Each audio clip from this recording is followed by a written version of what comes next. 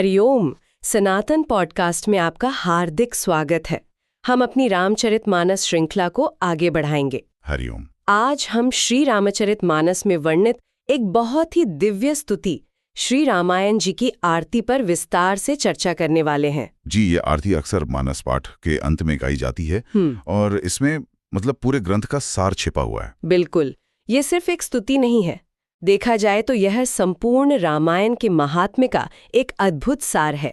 यह हमें सिखाती है कि रामायण को किस भाव से देखना चाहिए, कौन इसका गान करता है और इसके श्रवण से क्या फल मिलता है। सही कहा, ये एक तरह से पूरे ग्रंथ की कुंजी है। तो चलिए शुरू करते हैं। जी, तो आरती का पहला पद है, आरती श्री रामायण जी की, कीर्ति कलित ललित सियपी की। पहली पंक्ति बहुत सीधी है। जी, आरती श्री रामायण जी की। ये आरती श्री रामायण जी की है जी। लेकिन असली रहस्य तो अगली पंक्ति में है, जो बताती है कि रामायण है क्या। ये है कीर्ति कलित ललित सियपी की। सियपी यानी सीता जी के प्रियतम श्री राम। बिल्कुल।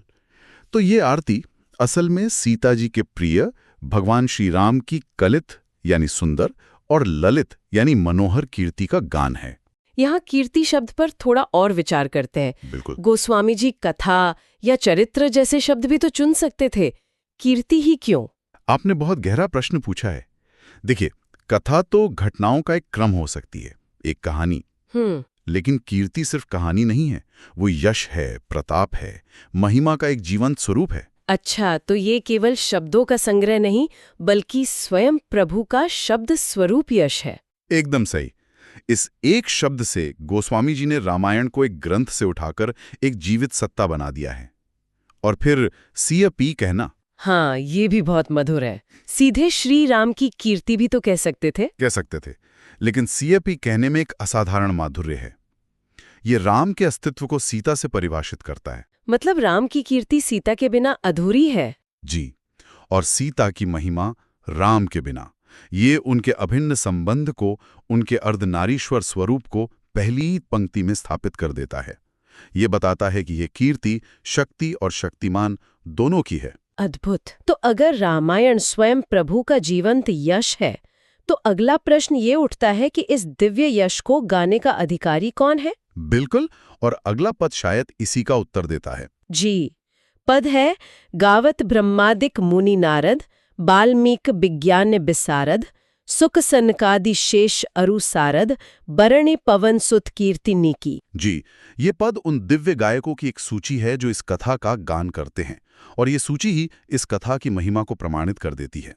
सबसे पहले हैं ब्रह्मादिक यानी सृष्टि के रचयिता ब्रह्मा जी और उनके साथ अन्य देवता। अच्छा। फिर आते हैं देवर्षि नारद जो भक्ति के आचार्य हैं और अपनी वीणा पर हरि गुण गाते हुए तीनों लोकों में घूमते हैं। तो शुरुआत ही सृष्टिकर्ता और ब्रह्मांड के सबसे बड़े कथावाचक से हो रही है। इससे ऊंचा स्तर तो हो ही नहीं सकता। बिल्कुल, स्तर बहुत ऊंचा रखा गया है। और फिर देवताओं के बाद गोस्वामी जी इस कथा को पृथ्वी पर लाते हैं आदि कवि के पास, वाल्मीकि विज्ञान विशारद। जी, यहां भी देखिए, सिर्फ कवि वाल्मीकि नहीं कहा, विज्ञान विशारद कहा। इसका क्या विशेष अर्थ है?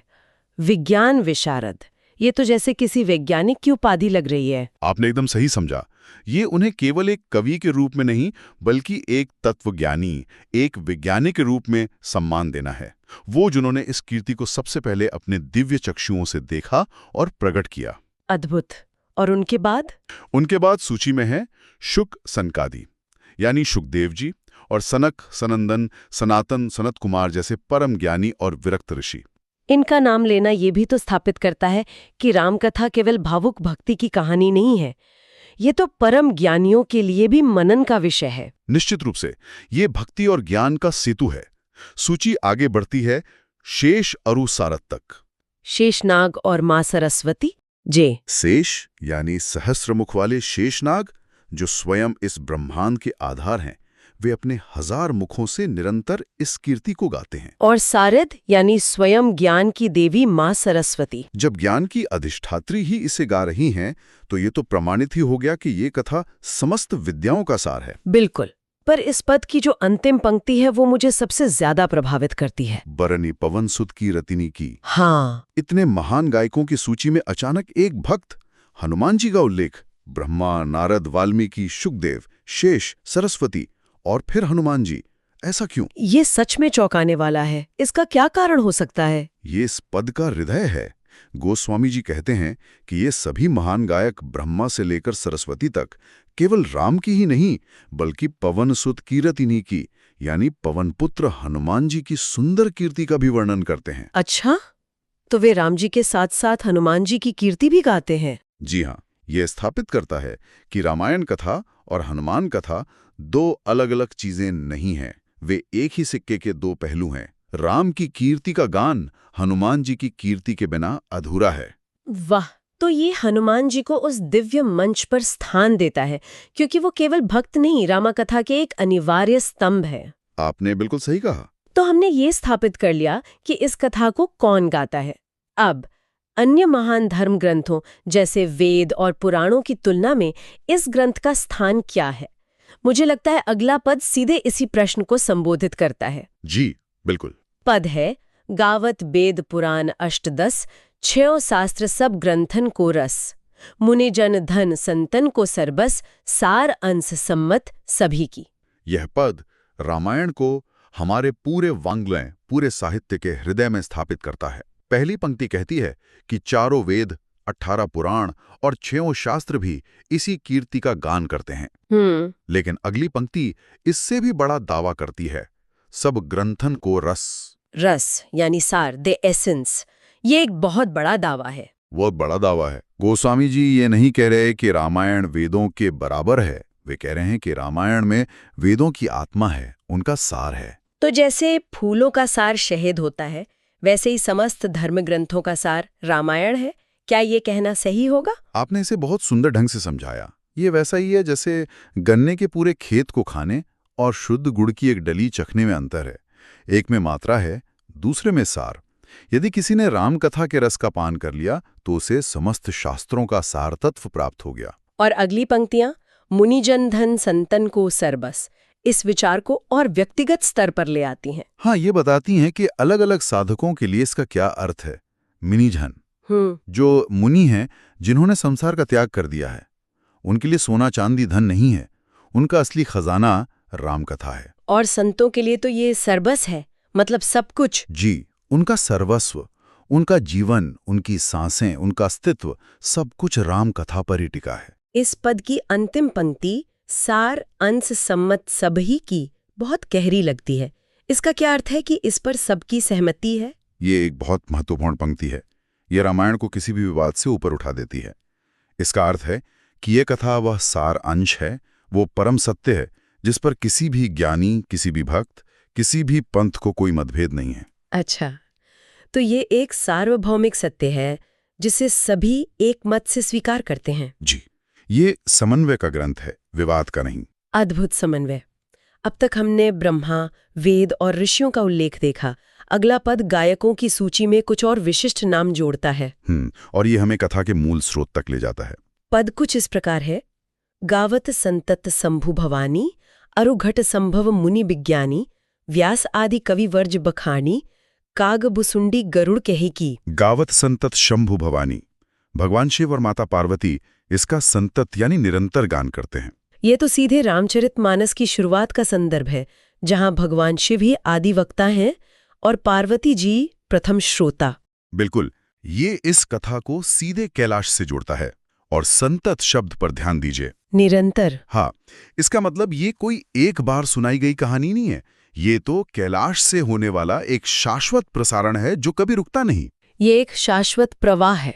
जी, इसके बाद ज्ञानी परंपरा और कवि परंपरा दोनों को सम्मान दिया गया है। अरुघट संभव मुनि विज्ञानी, घट से उत्पन्न होने वाले ज्ञानी अगस्त्य मुनि। हाँ, और फिर व्यास आदि कवि वर्ज बखानी, महर्षि वेद व्यास जैसे श्रेष्ठ कवि। इन दोनों का नाम लेकर गोस्वामी जी ने ज्ञान और काव्य दोनों क्षेत्रों की सर्वोच्च सत्ता का आशीर्वाद इस कथा के साथ जोड़ दिया है। और फिर अंत में एक और अप्रत्याशित जोड़ी है, काग भुसुंडी गरुड़ के ही। एक कौवा और एक गरुड़। इन्हें यहाँ क्यों शामिल किया गया? ये रामचरितमानस के एक और महत्वपूर्ण संवाद की ओर इशारा है। काग भुसुंडी जी जो कौवे के रूप में एक परम राम भक्त हैं जी, और गरुड़ जी जो भगवान विष्णु के वाहन हैं, और ज्ञान का प्रतीक, इन दोनों का संवाद ज्ञान और भक्ति के द्वंद्व को सुलझाता है। तो इनका उल्लेख यह दर्शाता है कि यह कथा केवल मनुष्यों या देवताओं तक सीमित नहीं है। बिल्कुल, ये हर योनि, हर जीव तक पहुंचती है। यह ज्ञान के अभिमान यानी गरुण और भक्ति की विनम्रता यानी काकभूषुंडी के बीच एक सेतु बनाती है। ये हर तरह के संशय को दूर करती है। तो अब तक हमने समझा कि ये कथा क्या है, इसे कौन गाता है और इसका शास्त्रों में स्थान क्या है। अब जो अंतिम पद है, हाँ, अंतिम पद, वो इस सब के परिणाम पर आता है, यानी इस कथा को सुनने या गाने का फल क्या है। और ये बहुत ही मार्मिक है। जी, ये आरती की फलश्रुति है। पद है, कलिमल हरनी विषय रसफी की, सुभग सिंगार मुक्ति जुबती की, दलन रोग भव मुरि अमी की, तात मात सब विधि तुलसी की। पहली पंक्ति है कलिमल हरनी विषय रस फीकी। यह कलयुग के मल यानी पापों और दोषों को हरने वाली है। और विषय रस फीकी, इसका अर्थ है कि जब कोई इस कथा रस में डूबता है तो उसे सांसारिक भोग विलास के रस अपने आप ही फीके लगने लगते हैं। ये एक बहुत ही मनोवैज्ञानिक बात है। मतलब ये जबरदस्ती के त्याग की बात नहीं है। ये कह रहा है कि जब आपको कोई श्रेष्ठ स्वाद मिल जाता है तो बाकी स्वाद खुद ही फीके पड़ जाते हैं। एकदम सही, ये सहज वैराग्य है। अब अगली पंक्ति तो वो काव्य की पराकाष्ठा है, सुबग सिंगार मुक्ति जुबती की। ये रूपक सच में असाधारण है। मुक्ति को एक युवती माना गया है और रामायण को उसका श्रृंगार। जी, ये विचार कि रामायण मुक्ति या मोक्ष को भी और सुंदर बना देती है, ये तो सोच को ही बदल देता है। आमतौर पे तो मोक्ष को अंतिम लक्ष्य माना जाता है, पर यहाँ कहा जा रहा है कि ये कथा उस लक्ष्य को भी सुशोभित करती है। यही तो गोस्वामी जी की विशेषता है। वे कहते हैं कि मुक्ति एक युवती की तरह है। हो सकता है केवल ज्ञान के मार्ग से मिली शुष्क मुक्ति बिना श्रृंगार की युवती की तरह हो, लेकिन जब उस मुक्ति में राम कथा की भक्ति और प्रेम का रस मिल जाता है तो वही मुक्ति सरस, सुंदर और आनंदमयी हो जाती है। यह भक्ति के बिना ज्ञान को अधूरा मानता है। तो राम कथा मुक्ति का भी श्रृंगार है। वाह! और फिर आता है दलन रोग भव मूरि यमी की। ये सीधे जन्म मृत्यु के चक्र पर प्रहार है। जी, यह भवरोग यानी संसार में बार बार जन्म लेने और मरने के रोग को दलन करने वाली, मतलब नष्ट करने वाली अमी की मोरी है, अमृत की जड़। यहाँ औषधि नहीं, जड़ कहा है। हाँ, इस पर ध्यान दीजिए। औषधि रोग को दबा सकती है, पर जड़ उसे समूल नष्ट कर देती है।